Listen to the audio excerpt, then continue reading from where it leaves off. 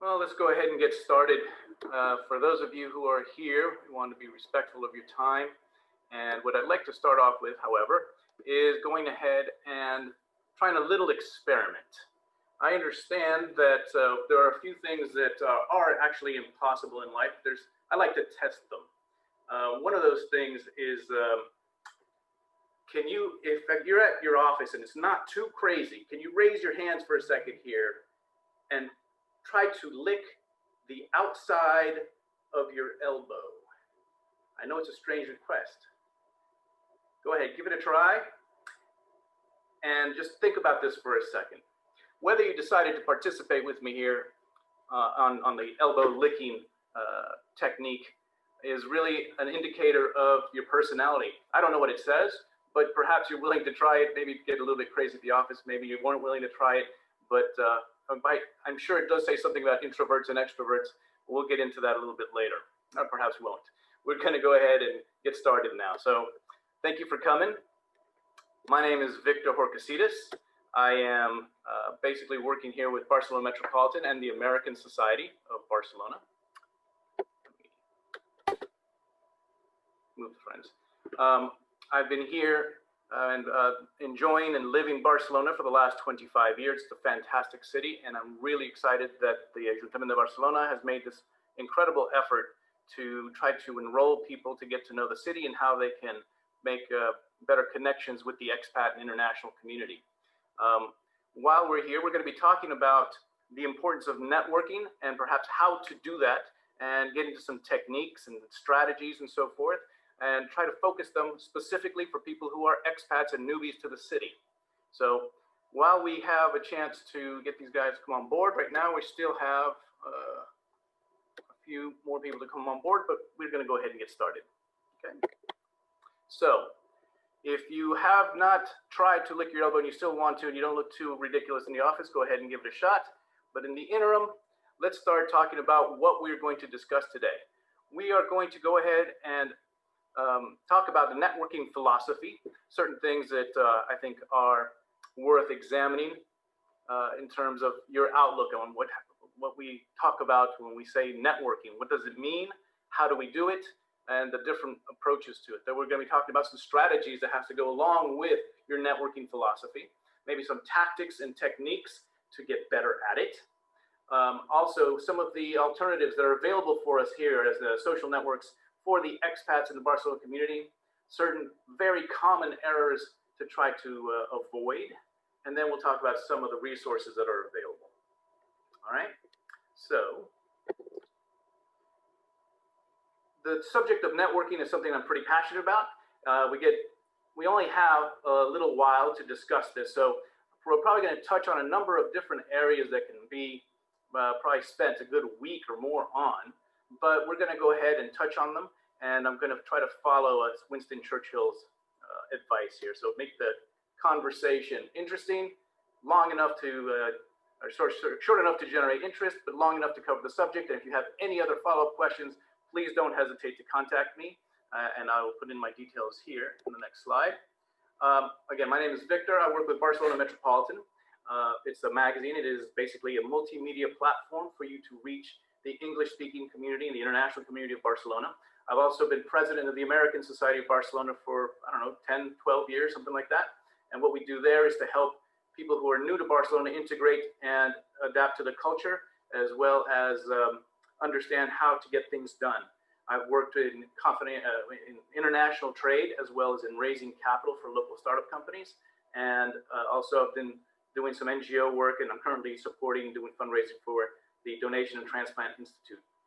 The reason I mention these things, all of these are organizations that we basically had to grow from the ground up, basically no users, no members, and have increased them significantly. So I have I guess that goes to establishing a little bit of credibility and credentials to the fact that I know what it's like to start from very little and then have to grow members. And we use all kinds of techniques, but in the end, everything has to do with your ability to network, all right? Okay, so what we're going to talk about now, the who, the what, where, why, and the hows of networking. Let's jump right into it because we don't have a whole lot of time. All right, since we are organizing this event for expats, I think it's also important to basically underscore that there are different types of expats. Are you here on your own? Did you come here for love?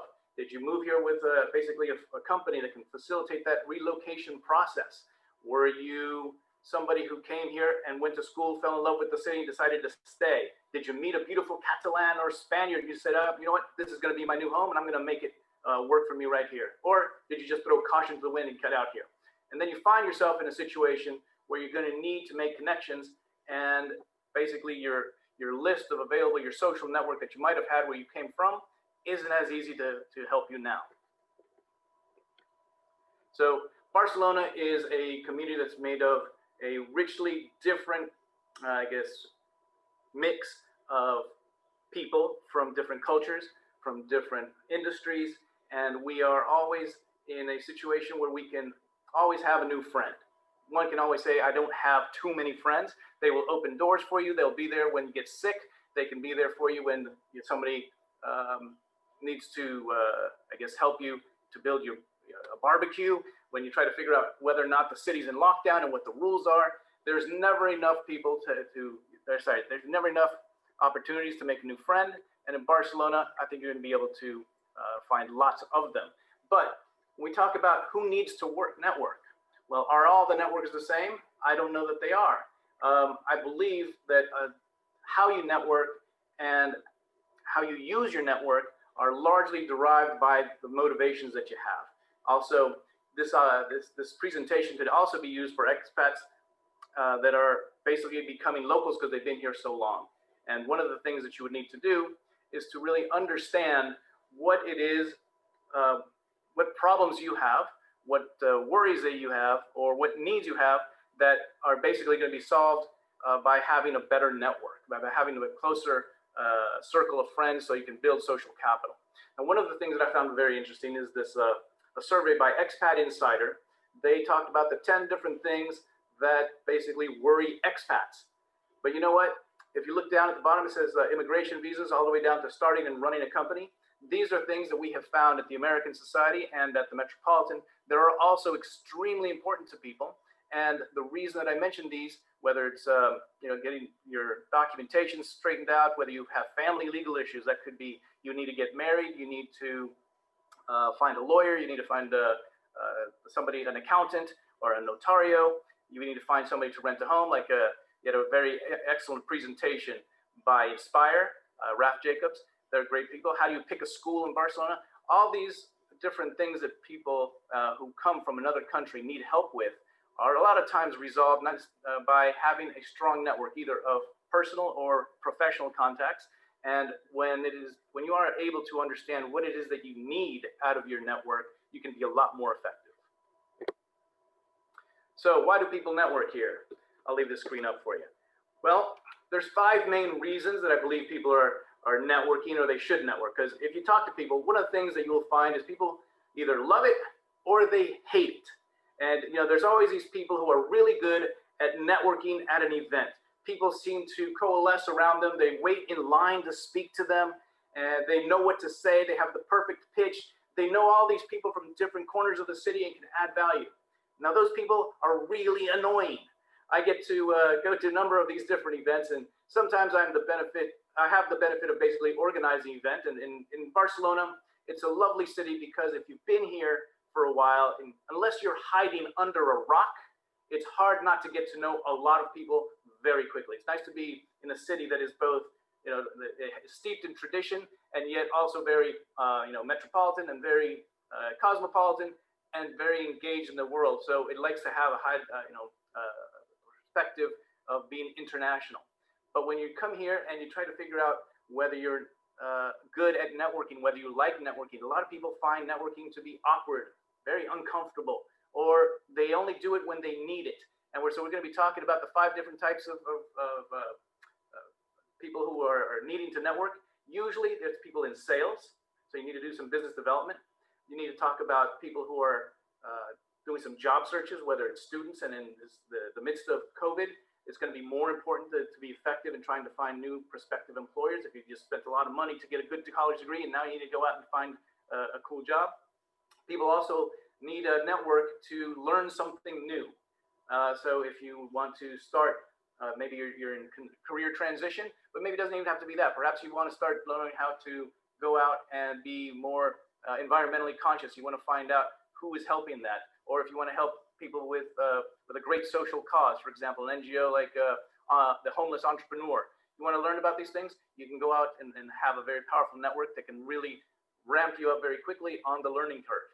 Social reasons, go out and meet new friends, new Catalans, new Spaniards, new people from other countries, shared interests in dating, and also solve a problem. It could be professional, it could be personal.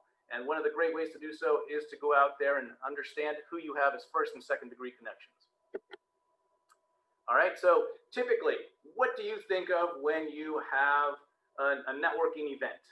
Do you think of basically going there and you're going to meet a lot of people, you're going to be doing some handshaking, some business cards, gathering a bunch of them, and is it also, do you think of this as being inauthentic? Basically, they're very superficial events, whether you're at something that's very organized and very structured, or whether it is, I guess, more ad hoc.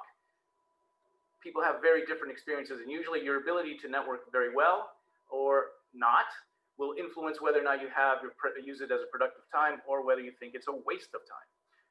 But also, depending on your age, you may think of networking events like this scene right here. Alternatively, if you're younger, this might seem what is networking to you, whether it's somebody who has just recently given you great news, whether somebody has decided to go on a date with you, whether you have decided to, you've been selected to participate in a job selection process.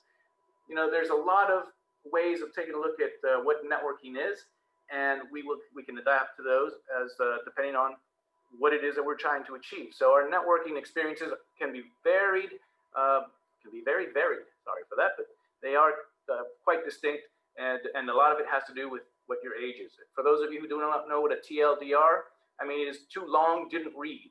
Are you old school like me and you like to see long papers and you read the black ink?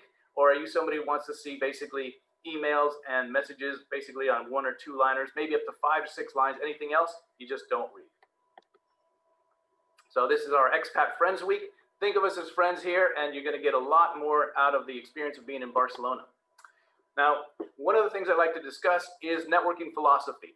Networking philosophy is extremely important when you are trying to figure out how to meet new people, how to develop new leads and generate opportunities for your business is absolutely fundamental.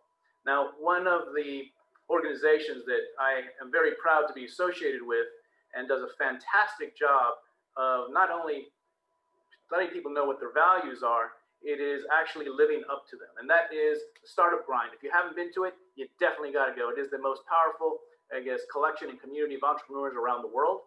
And they really do live up to the values. And the first one that you think of right there is when you come to one of our events, and think of it as when you network, you want to make friends. Don't think of it as making contacts. The more friends you have, the easier it is going to be to ask them for a favor. But more importantly, as in the next thing, you want to focus on giving rather than taking. Your focus as a networking philosophy, or my networking philosophy, is basically a proactive approach to meeting people with the prospect of helping them, not you.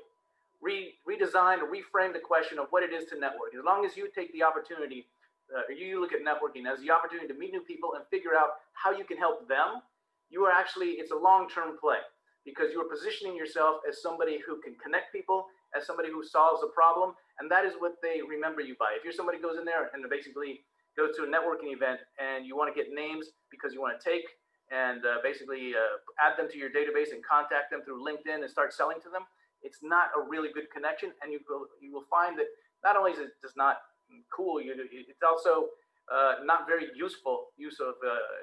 productive use of your time. Sorry.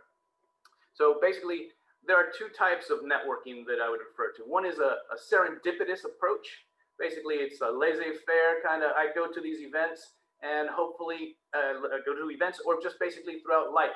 You're meeting people and you're trying to figure out whether or not there's going to be some sort of bond that you make that could be of mutual benefit. Or there is strategic networking, where you actually take a very proactive approach to meeting the right people. You segment market, you basically identify their needs, the ways that you can help them, and you go after them.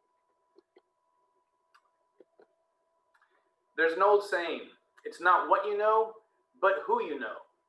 And there's also, take it a little bit further than that. It's not necessarily what you know or who you know, but it is actually who knows you. Are you taking the time to make sure that people know that you are there to either help them or that you just exist, that you're available? Well, one of the things that I found very interesting are these increasing number of studies that are around discussing the, I guess, first, second, and third degree connections and how powerful they are. And one of the things that people will ask very often is, how big should my network be? How many people should I have on LinkedIn? Or how many people should I be keeping their cards and basically maintaining a proactive and engaged relationship with them? Well, the question basically is, once again, does size matter? And the fact of the matter is, networking is a numbers game, but it might not be the kind of numbers that you think. Typically, for example, there is an evolutionary psychologist, an anthropologist who conducted a study, and they basically found this magic rule of the 150, 50, 15, and 5. As you might imagine, basically these are the number of people who you can maintain an active relationship with. And what you'll find is that not all relationships are created equally. There are families, there are colleagues, there are friends, and there are acquaintances. But basically this longitudinal study discovered that the maximum number that most people can actively maintain decently is about 150 different contacts. So if you're going to say that this is what you need on LinkedIn, well, okay, fine. But if you are somebody in sales and you need to constantly generate leads, well, you have an extra, I guess, onus on you to make sure that you're finding people and staying connected to them, and your network might need to be substantially larger than that. So it goes to show that my point being here, there is not necessarily a hard and fast rule, but you might want to think that 150 relationships simultaneously is actually a relatively well-documented, well-studied number of how many people you can actively stay connected with, all right? At one given point in time. Those people may change, but that's basically the number of connections that you're probably going to effectively maintain. Now, why should you network? The typical thing is, if you hate networking, you really don't like to go to these things, but you know that you have to. The typical answer is you want to find a job. Maybe you want to meet someone who is interesting. Maybe you want to meet someone who knows more than you do on a certain subject. But a lot of times it is much more transactional. You want to close more deals. You want to close bigger deals. You want to get bigger raises, and you want to be just overall happier and live a much more powerful life. And this is one of the reasons that I would suggest that you make time to go ahead and effectively and in a disciplined manner, start taking networking more seriously. Sometimes people say that they don't like networking. One of the reasons they'll say that they don't like networking is because they don't like to sell. They're not a marketing person. They're not a salesperson. Well, that's okay, because there's a confusion between what is marketing and what is networking. And effective networking really does take a lot of time and effort if you are not used to doing it. When you are in a pattern, even if you don't like the edge off of, or sorry, it doesn't look like such a big investment or Herculean effort to become a good networker. One of those persons actually didn't know that he influenced me. This was actually Andrew Funk. Probably about 10 years ago, he wrote some sort of post on Facebook, and he said, if you want to get good at Facebook and have lots of connections because you need to, I guess, get the word out for what you're doing, just invite 10 people a day. Actually, I think he said 30 people, and I said he was crazy. I'm not going to take time to invite 30 people a day. But these are people who you actually go out, identify, select, and invite them. And you maintain a contact with them, at least one or two conversations after you invited them. But anyway, let's get back into how you need to do this and on a regular basis so that you can be more effective in generating, useful relationships for both personal and professional. So when you are looking at networking, how do we get this done? This is what I think a lot of people wanted to learn, how to be a good networker, how to build a professional one. Well, think of it this way. Networking is a marathon. It's a long run. This is not a sprint. Okay, so if you need if you want to be good, more powerful in your life, you want to have a great network of friends. So, but how do you do that? One is you start little by little, making sure that you invest time to identify contacts and convert them into friends or people who you actually have a relationship with. This takes discipline and it takes training, but the payoff can be huge. The other thing that is important to know when you're doing a networking, you try to figure out how to be better at it, is take a thought for a second. Do you actually research the people that you want to network with? Most people actually do not. They just kind of go to a cocktail event. Well, they will kind of go through different people, figure out who they like, and if there's a good fit, they will call them back later. Well, actually, if you want to be effective and it's a structured, organized event, then take the time to do some research on who you want to talk to, what their role is, what their background is. And the reason you want to do this is so that when you do have the chance, you're right in front of that person you've been wanting to speak to, whether it's for a job or a sale, you're not tongue-tied because you don't know what to say. You don't know what company that they're at. You don't know whether they've made a recent transition, whether they've closed a big deal, whether they've been in the newspaper recently. You're not really prepared. And if you're able to identify the people who are influencers in your sector or whatever your interest that you want to get to, the fact of the matter is when you take that time to research it, it will be already the top of mind. You can have an interesting and engaging conversation right out. Similar to that, if you go to a networking event, how many of you actually think about the goals of a networking event? Most people don't. So if you write down what your goals are, say, I want to meet 3 people who can help me fix my car because I don't know a mechanic in Barcelona and I want to be able to, have somebody deal with my car and I'm going to go to this cocktail event, right? If you do this, it'll help you for 2 reasons. It'll help you stay focused on the type and profile or profiles of people that you would like to meet. It can also help you to start off in a small dose. You go out there and you are not in a rush to meet all these different people and check all the right boxes. You just basically make sure that you have an enjoyable time at the event. And if you've taken the time to write down your goals, and it'll probably stay top of mind, and you're more focused to exactly get the type of result that'll make it a productive session for you. Also, the most powerful, we'll get into this a little bit later, but the most powerful connections that you can have are those that you already have. So many people have a big old Rolodex, and for those of you who are too young to understand what a Rolodex is, it's a little circular thing with little bits of paper on it, and you take notes and you stick it in there, and it basically has collected a tremendous amount of dust. So what you can do now is pull out of that old Rolodex or that old box or boxes of cards that you have and reassess them, because the easiest way to engage people and to have powerful connections are to reestablish the contacts with people you've already been friends with in the past. And also, rehearsal. Have you taken the time to do a presentation of yourself, whether you can see yourself on Zoom, or whether you tape record yourself, or sorry, not tape record, sorry, just record yourself on a smartphone? You can hear how you are presenting yourself. Do you pronounce your name correctly and easy for everybody to hear and understand it? Do they know where you're coming from? Do they know what sector you're trying to learn about? There's a couple different ways of breaking the ice and introducing yourself. We can get into that in a little bit. But what we wanted to emphasize right now is that when you are networking, there are different types of networkers. And I would say, let's talk about 6 or 7 different types of networking right here. 6 of them. Let's talk about types of styles that people will use to network and see if you can identify yourself in any of these. The first one is called the flirt. Are you somebody who knows how to be charming? Do people find you charming? Are you commonly being surrounded by people, and you can either meet men and women who are willing to just to chat with you because they like your smile, they like the sound of your voice, they know that you can add value, or you're just funny and they gravitate towards you. So that's the flirt. That's number 1. The second one is, are you a detective? Are you the kind of person who does tremendous amount of research and or are investigating the subject so you know who you want to talk to and you have basically a subject matter dominance or expertise? Or the third one is, are you a promoter? Are you somebody who knows how to get people to be interested in an idea that you have over here, and you know how to connect them with somebody else, and then you basically are able to connect them and get buy-in, and basically you're establishing value by being able to associate other people, and they will remember you for being able to remember what was important to them and why you connected them.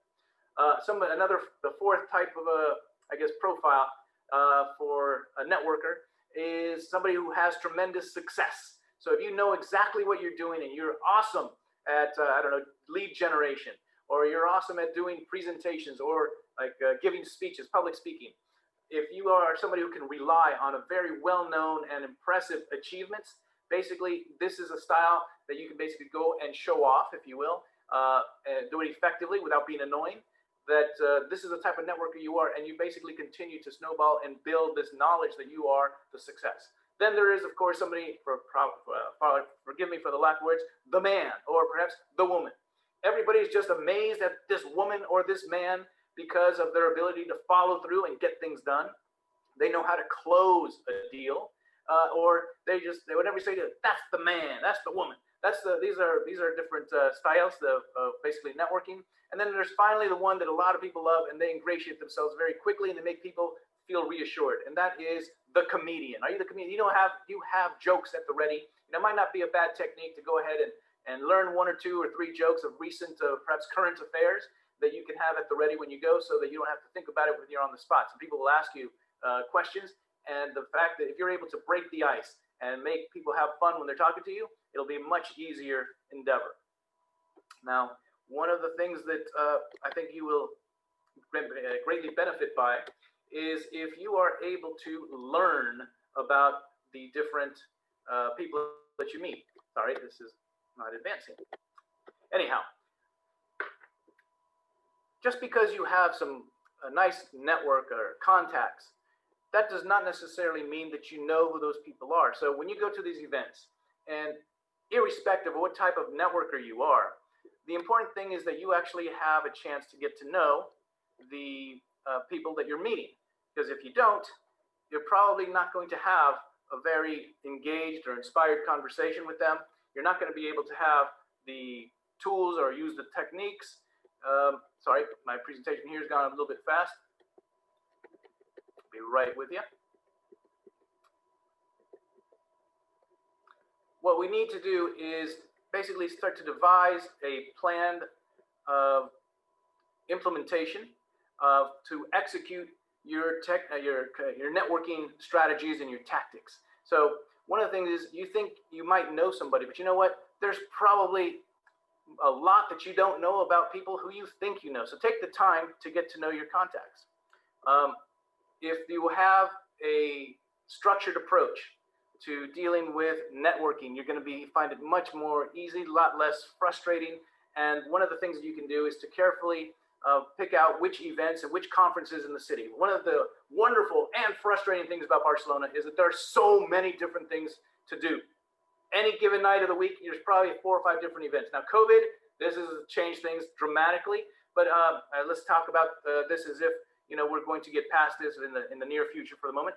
So right now, if there are organized networking events, you want to go to them, and you can look online for these events, whether they usually have a sector focus, or they have events that are for women, or women who are technologists, or they're basically entrepreneurial groups, or older people who are now looking for a way to enjoy their life. They may have relocated to Spain.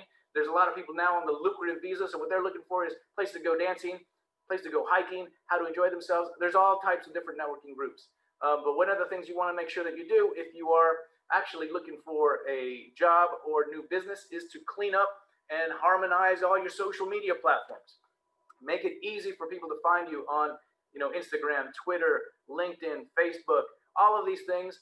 If you can have a nice regular social approach to using them, as well as letting people know that you have them, it'll be much easier to develop what we call a personal brand. If you're developing your personal brand, one of the things you need to do is to really perfect your pitches. And we talked about this earlier, but what you want to do is have the ability to, within 30 seconds, say who you are. You give them your name, give them the professional, the expertise that you have, and what you're seeking. Do it in batches of 3, and you will see that it will roll off the top of your tongue without you having to rethink, what is it that I want people to know and to learn and remember about me? Now, strategies are very important because they can help you set in plan some daily habits and some weekly habits to building your network. If you go in and use the different technologies available, for example, on LinkedIn, and you start to invite people on a regular basis. It don't have to be many, maybe 5, 10, 15 connections, either a week, or if you're more into sales, you probably want to do this on a daily basis. Find people who are able to grow your first-degree connections with. All right. So there's a number of tactics and execution techniques. We talked about perfecting your pitches. Also, when you do meet somebody at a cocktail party, make sure you follow up with them within 24 hours. If you can, even sooner than that. One of the things I would recommend is that when you're trying to figure out how much time should I be working on building a business development, new sales, new prospects, well, I'd say roughly 50% of that, as well as 50%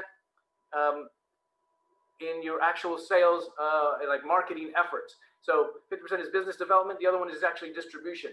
So you have content that you can use if you want to do sponsored content marketing. You can do also the ability to go out and spend time on LinkedIn, on Facebook. It doesn't have to be a tremendous number of hours. It just needs to be good use of your time. And if you don't have a technique or a plan to do it, it'll take you a lot longer and it'll be a lot more frustrating. So one of the things that you can do also is to identify the people who are the market leaders and the influences in the sectors that you would like to have influence on. So what you can do to get engaged. Let's say you want to be associated with somebody who is the leader. How do you do that? Well, you can go to their post, you can follow them, and you can comment on their posts. You can interact, you can debate them, and you can provide feedback to them. If you do that, you will get associated with people who perhaps have a bigger network than you have. If you're an expat and you don't know how to associate yourself, say, I don't know, with somebody who's doing coaching. Well, talk about coaching and talk to the people who are in there. And you will find that people will see that you're being active and they will probably engage you more. Also, one of the things that I would recommend to many people is I call it the Fast 50. Take 20 minutes of your time, list the names of anybody you can think of. Don't even worry about if you like them, you don't like them. Just write down the names in one column and write down 2 things that you think that they could need or want. And that way you can have the idea to start finding commonalities with them. And if it doesn't mean that you actually have to provide that service or that product that they need, but rather that you're in a position to go ahead and add value to them when they need it. Also, scan your cards into your phone and use those QR codes in LinkedIn. They move much faster. But when you are talking to people in terms of execution techniques, one of the things that you should do is use open-ended questions and use these 4. Ask them who they are, ask them why they're at the networking event, and don't ask them what they do for a living. Avoid that question if you can, because it's arcane and everybody's going to ask them that question. Be the person who asks them something else. What are they most passionate about? What do they get up in the morning for? What would they rather be doing than what they're currently doing now if they had a chance to do that? Also, one of the things that I realized that when I posted I was going to be doing this networking session, I asked people what they would like to know, and actually most of the comments and feedback I got were really mostly about having conversations. It wasn't the techniques. It was, I don't know what to say sometimes at a cocktail party. Are you that person who goes there and basically stays with the same people you met and you stay with them all night? Well, actually, there's a really good opportunity to be here, and something that I've been told many times and is great, fantastic advice, and it is, do not try to multitask. If you're at a cocktail party, you have somebody in front of you, focus on that person. Be present in the moment, be present in that conversation. Another thing to do is make sure that when you're in that conversation, you assume that you're going to have something to learn from everybody you meet. Because if you don't, you might already make a number of assumptions that you know more about them, and you might do. But there's also, there's a saying, you have the ability, there's always somebody who knows more about you in something that you have not even considered. So there's always a chance to learn from somebody else. Also, something that I see a lot of people doing, and I guess sometimes the intent is the right one. You want to have a conversation, you want to relate to the person you're talking to, they will tell you something about perhaps they just had a recent family loss. And one of the things that is, I think, more effective is not to equate your experiences with them. If they had a recent loss in the family, say to COVID, don't talk to them about your recent loss to COVID or whatever, another family member or friend. Stay focused on their feeling, because in the end, what they're going to remember is how you made them feel. And if they're sharing something that's deeply personal and you start talking about yourself, you kind of take the focus away from them. And it's something that It's a common mistake, shall we say.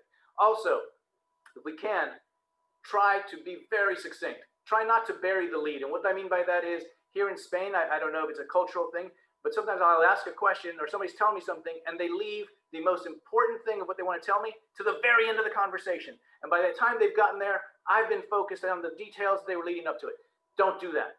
Also, and in that same vein, try to stay out of the weeds. Focus on the main portion of what you're trying to say, and don't worry about the details. People are less worried about details. They want to learn about you, not so much the names of the places or the dates or any of that stuff. They want to know you.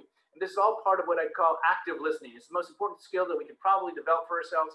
Active listening basically means that you are engaged in that conversation. One of the things that I found very interesting is that the average person can speak at roughly 225 words per minute. But did you know that that same average person can hear about 500 words per minute? And so what happens is oftentimes our minds start to wander and we're not really focusing on those other 275 words that we could have heard. We're basically thinking we're getting ready to ask a very clever question, or we're trying to figure out how to reply to something that they just mentioned here, but then I didn't really hear everything that they had to say. So try to stay focused.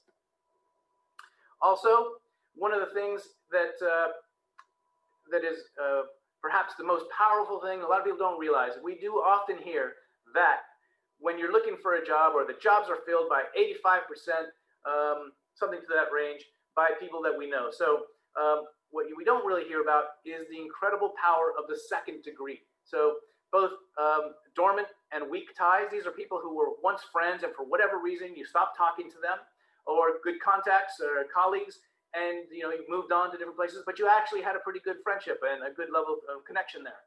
Well, the best way for you to achieve results has been shown by this very long, very careful study for over 20 years that basically showed that if you revisit, you value your existing friendships, your existing networks, it takes very little effort to re-engage them. You don't have to become friends with them because you already are, and they're very easy to ask and approach for referrals and new contacts.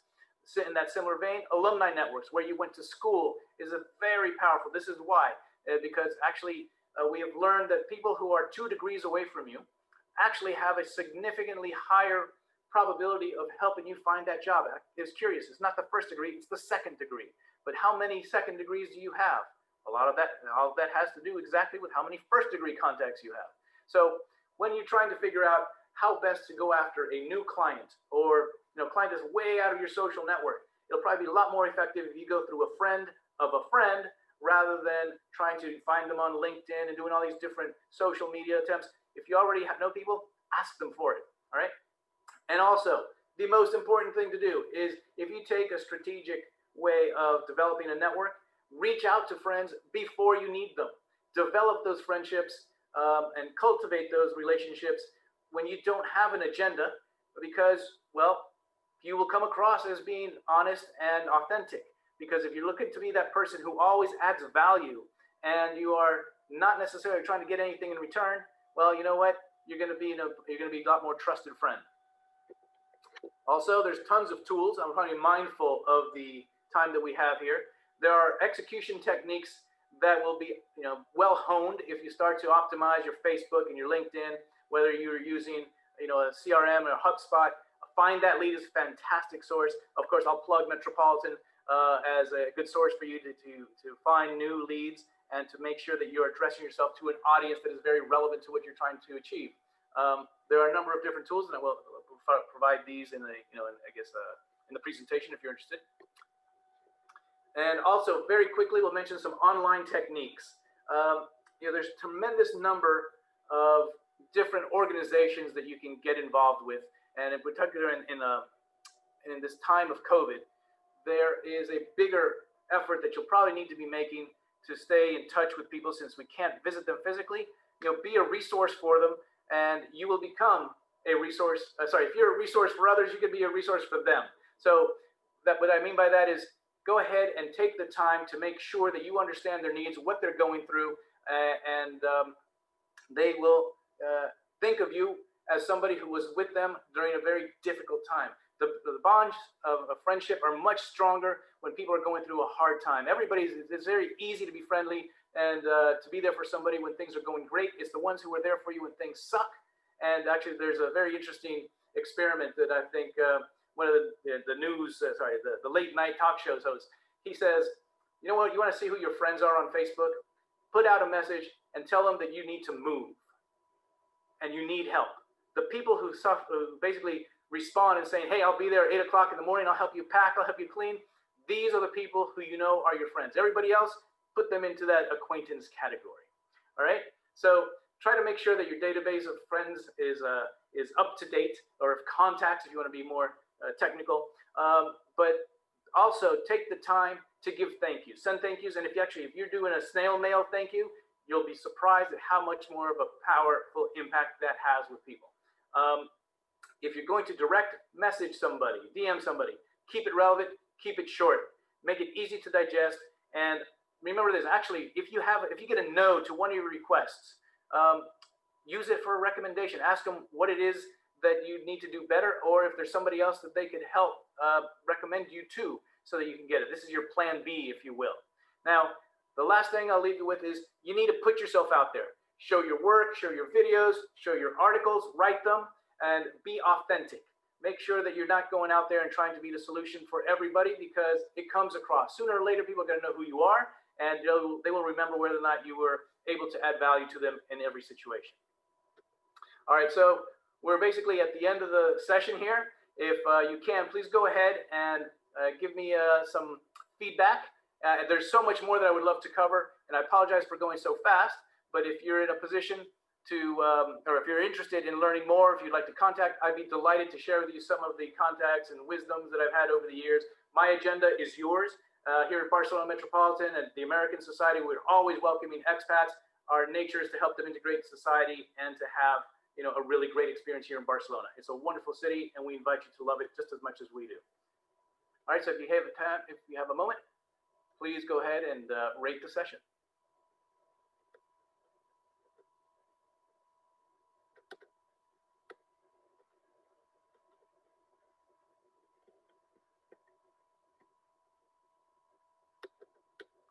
All right.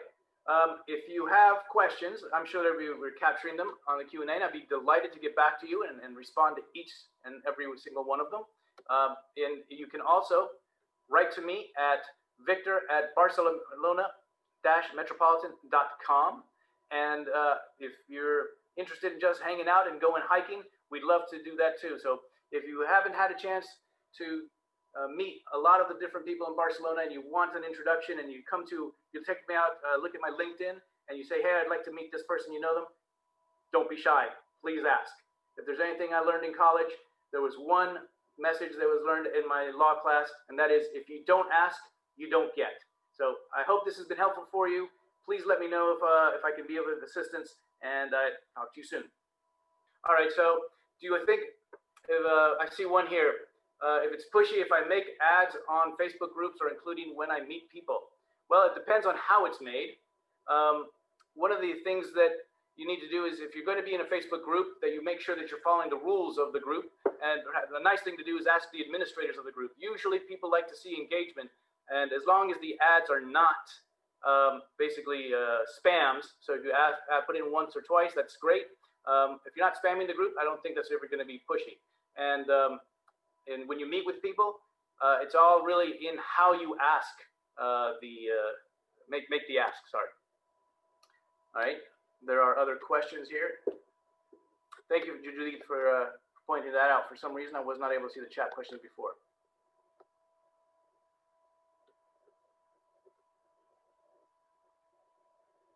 Okay.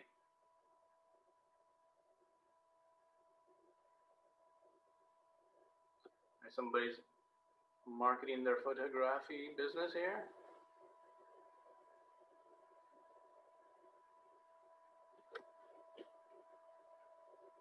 All right, they're asking about the first message. I'm assuming that's the invitation message. If you're going to send an invitation message, I would say keep it extremely short, and also do not go into saying exactly who you are. Put that into your signature.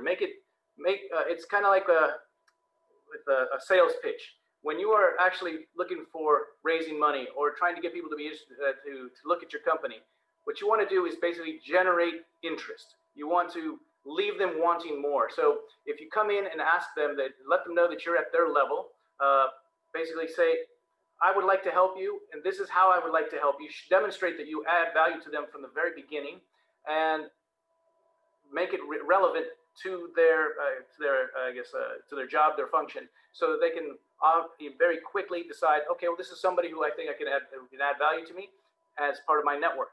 So to answer that question, sorry, be very brief in the request, and also take the time to write that invitation, because a lot of people send out invitations with no notes, and that's not very compelling. If you're looking for a job on LinkedIn, that's I guess its own presentation could be made. But one of the things that I've recently, LinkedIn has made some updates and changes to its algorithms, and there's now a feature for you to be, if you're looking for a job, go ahead and use that that feature, because I understand people get 3 to 4 more, they get found a lot faster, and 3 to 4 more responses to their job search.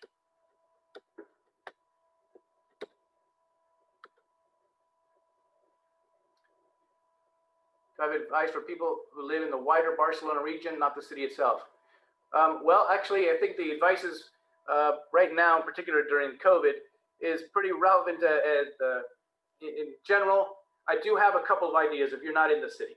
Specifically, if you're on LinkedIn and you want to run a group on LinkedIn, it is very powerful because it allows you to basically be somebody who's regularly contributing and adding content and adding value to a select group of people who you can basically invite to join. As long as it is something that is relevant to you and that group, you're going to have a captive audience of people who can have a shared interest or add value to what you're up to. So you don't actually have to have the answers.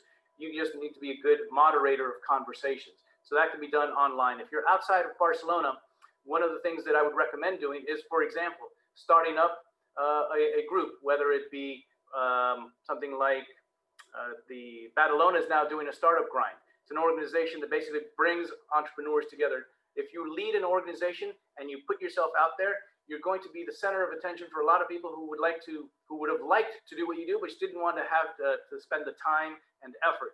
And if you're basically letting people know that you are basically receiving and being the core of this new activity, then you're actually going to be able to generate a lot more contacts.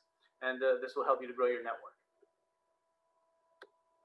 If you have a question about how to use, what do you call it?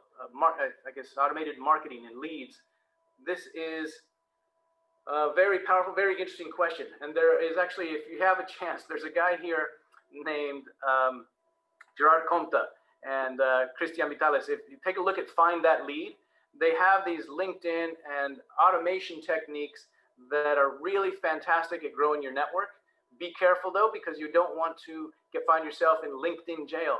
But there's a lot of ways to build your network online, both in terms of for LinkedIn as well as the other social media. There's another company that I really like a lot. It's called Indomit. They're actually fantastic at helping you grow your Instagram followers. Strongly recommend that you talk to them. And of course, there's a number of different players. There's people who you want to make sure that you always take care of your user experience. High-end marketing is a great one. And another source that you should be familiar with is this thing called the Barcelona Expat Life. It's a new, basically, network of organizations that I guess foster and referrals and leads for each other, as well as another organization that's actually quite cool called B4B. It's similar to BNI, but they have a much more relaxed and perhaps easier going approach. If you don't know what Business Network International is, I'd also recommend you take a look at BNI. They are fantastic at helping you develop both your network as well as generate leads. So I don't know if this answers your question.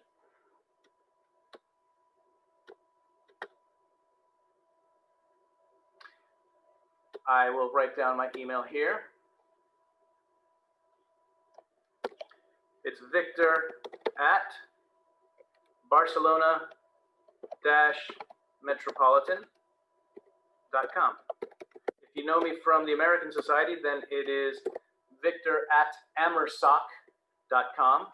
And we'd love to have you there. And one of the best ways to get to know people is to come on one of the hikes, because you get a captive audience for 4 or 5 hours, and you basically get to know people well. And we don't discuss business usually. We talk about, how hard it is to climb this mountain, or these trips that some people took, where they're hiking in Japan, or you talk to people who are, for example, that helped me prepare for this event, a lady who is an accountant, and she told me she doesn't like to go to these events, doesn't see the need for it, but then when she thinks about it a little bit more thoroughly, she realizes that if she needs to basically advance in her job, or to be prepared in case something happens, because you don't know in this world, the last place you want to be is starting to develop your network when you need people. Develop it when you don't need them, and they'll be there for you when you do. Online networking lockup. Yes, there's a lot of really great sessions and organizations for helping people meet out there. And there's some that All Tech Women and the Professional Women's Network are both phenomenal organizations that are doing great jobs. And one of the things that I really hear from the people who are going to them is that it helps women not have to worry about guys who want to exploit a networking opportunity for it to be some sort of romantic opportunity. And if you have a chance, strongly recommend Professional Women's Network and the All Tech Women.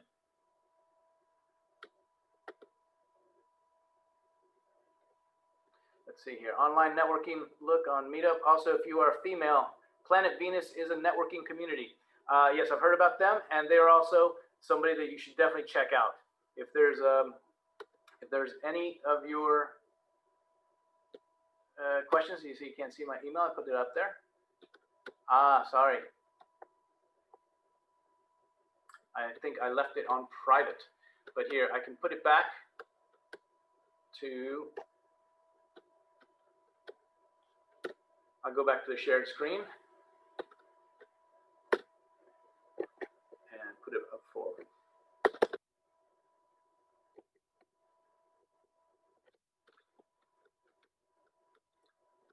Is there any other questions that people have about networking, or favor that they think would be that we could help them with, either American Society or Barcelona Metropolitan, or for the broader international community group?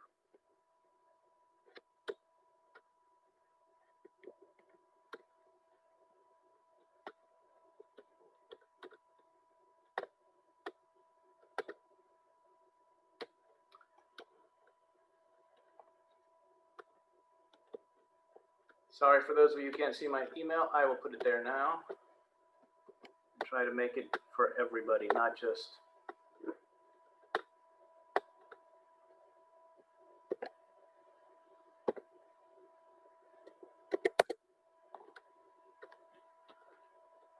All right. Well, if you have any other questions, please don't be shy. I'm more than happy to help you out. And we can delve into these. Literally, all of these different subjects I spoke about, we could go into in great depth. And I apologize if I was going so fast that it was hard for me to be understood, or if I only had a chance to touch on the surface. But there are so many things that we'd love to do, and this is one of the values that I think we wanted to bring at the American Society and Metropolitan, and that is to connect with the different expats in the community and make sure that we're able to address their needs, their concerns. If there's one way to introduce yourself is to write an article. We're happy at the Metropolitan to take in articles from our readers and publish them.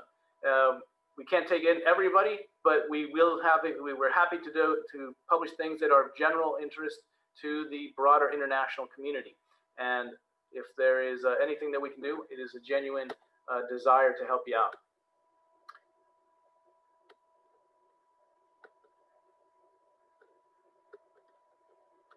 There's a lot of comments here. A lot of thank yous, Yeah, during COVID, it is actually very tough to network for some people. The thing is, as with anything else, the more you do it, the easier it becomes. And if you look at it as something that is really not a pain, but an opportunity to get to know more people and have genuine relationships with new people, I think you'll find it a lot easier.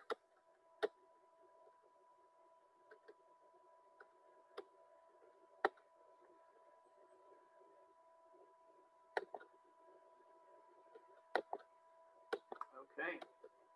Well, I'm seeing only a couple. What's the most interesting and weird question someone asked me at a networking event? Well, that's a good question to ask people. Well, I was once asked if I had been to Africa, and I didn't really understand why. And it is because they had actually seen me give a presentation at an organization called Fuck Up Nights. And if you have a chance to go to that one, go ahead and take the time to do so, because like at the Startup Grind Barcelona, one of the things that we do is we basically interview investors and entrepreneurs in their journey and their successes. Fuck Up Nights was another organization where people saw that they actually learn more from other people's mistakes, and they learn from it, and they feel less intimidated because they see lots of entrepreneurs having great success, and they're wondering why they don't have that success. And being an entrepreneur or being somebody new, an expat to Barcelona, can be daunting and very frustrating, because you know what it's like. You're working your ass off, and you're always struggling to make sure that you can meet nomina for the next month, make sure the people who are counting on you are able to get a paycheck. And there's a lot of lonely nights. There's a lot of concerns about debts. And this journey is actually very well known to many expats. And Fuck Up Nights is a really great opportunity to get to know them. Carlos Rastrojo is a really great friend, and he's a wonderful person to learn from as well. All right, I think we're probably going to be ending here. If you haven't had the chance to see my email, again, it's victor@barcelona-metropolitan.com. Okay, I don't see any other questions. I see a lot of comments. What is your recommendation that we can engage more clients for our business? Well, I think what you need to do is to basically have a conversation with yourself regarding whether you're talking about product development, brand awareness, or you need sales performance. These are three major areas that people can help you out with. So when you're trying to develop new leads, how you get to developing new prospects really depends on what you're trying to achieve in both terms of your marketing and your sales. And what I would strongly recommend is that you contact somebody who is great at growth hacking. Find That Lead is an awesome place. Take a look at them on YouTube. They are a wonderful outfit right here in Barcelona. They really go out of the way to help you, and I'm more than happy to talk about my experiences with them. I'm a huge fan of Gerard and Christian over there, and I think you will find it very fascinating how well they're able to quickly generate, I guess, the top of the funnel for you.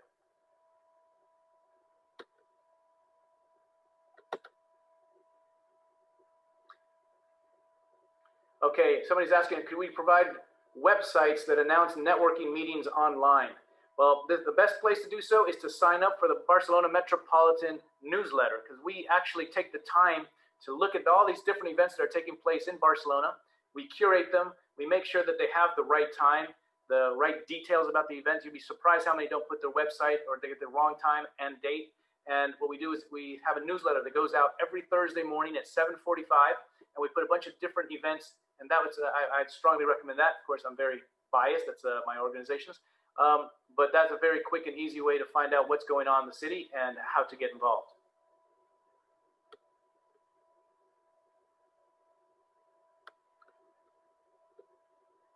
One new message, okay.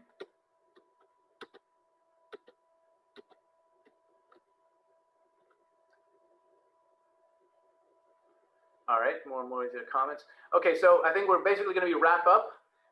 Thank you so much for listening to me here. And again, if there's any way that we can be of service, please let me know. I want a special thanks to the Ayuntamiento de Barcelona for really making an offer, making this opportunity available for people who are new to the city and even people who have been here a long time, because it really adds tremendous value. So thank you much, Ayuntamiento, with the Barcelona Expat Week. And for everybody, please wear your masks, stay safe, and lots of love from the Barcelona Metropolitan team. Thank you.